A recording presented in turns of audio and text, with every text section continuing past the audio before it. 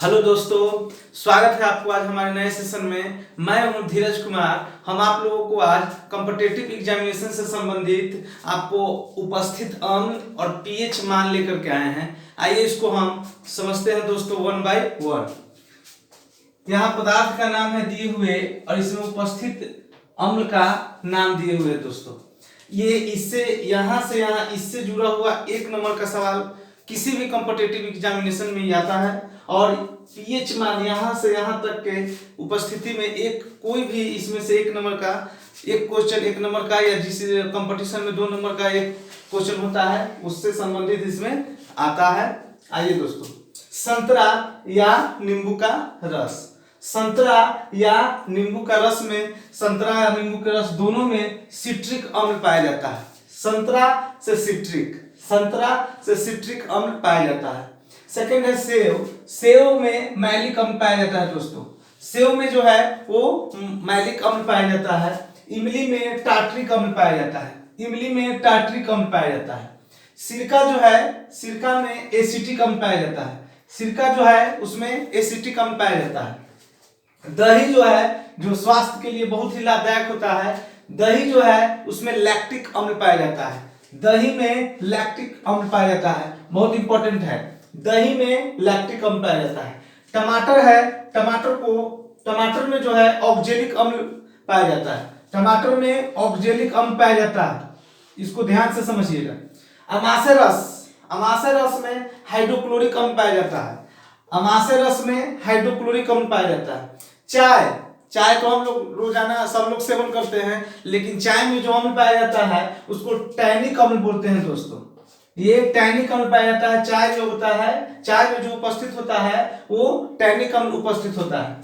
फिर है vitamin C. मसूरा के लिए हमारे जो दांत जो मसूरा जो जकड़े हुए रहता है, तो मसूरा को मजबूती के लिए हम लोग विटामिन सी का सेवन करते हैं। तो विटामिन सी जो है वो उसमें एस्कॉर्बिक अम्ल पाया जाता है, और लास्ट है लाल चींटी, जिसको लाल चींटी हम लोग बोलते हैं। लाल चींटी में फार्मिक अम्ल पाया जाता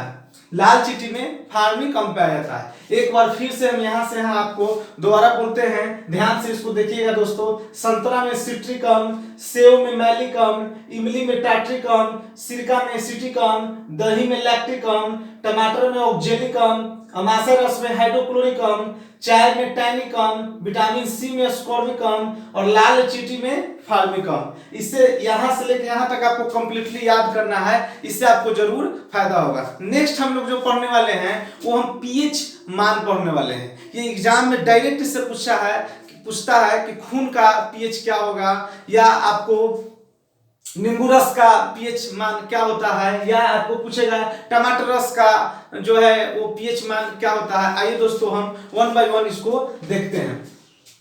ये है पदार्थ का नाम और इसका पीएच इसके सामने दिए हुए।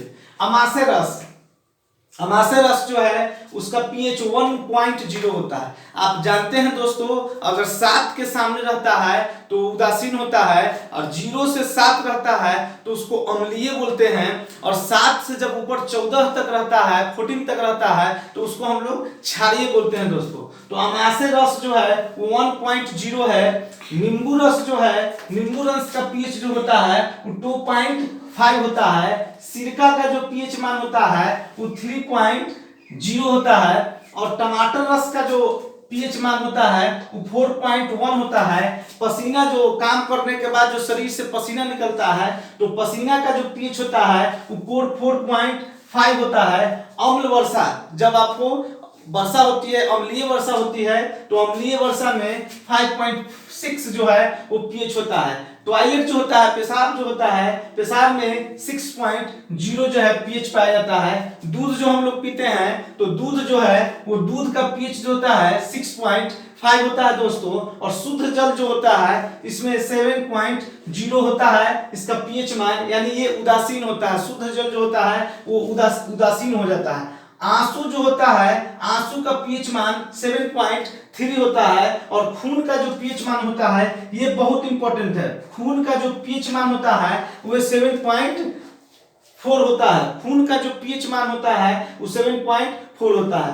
पीत का जो पीएच मान होता है वो 7.5 से लेकर के 8.8 तक होता है, और चूना जल का जो पीएच मान होता है वो 11.0 होता है दोस्तों। इसमें जो 0 से 7 के बीच में है वो अम्लीय माना जाएगा, और जो 7 से 14 के बीच में है, 7 के बाद 14 तक के बीच में जिसका मान आएगा, जिसका पीएच मान आएगा, उसको हम लोग क्षारीय बोलते हैं दोस्तों। इसको हम एक बार फिर से आपको याद करवाते हैं, ध्यान से समझिएगा। अमाशय रस 1.0, नींबू रस का पीएच 2.5, सिरका का पीएच 3.0, टमाटर रस का पीएच 4.1, पसीना का पीएच 4.5, अम्ल वर्षा का पीएच 5.6, पेशाब का पीएच माना जाता है 6.0, दूध का जो पीएच माना जाता है 6.5 होता है, और शुद्ध जल का जो पीएच होता है 7.0 होता है, आंसू का जो पीएच होता है 7.3 होता है, खून का जो पीएच होता है वो 7.4 होता है,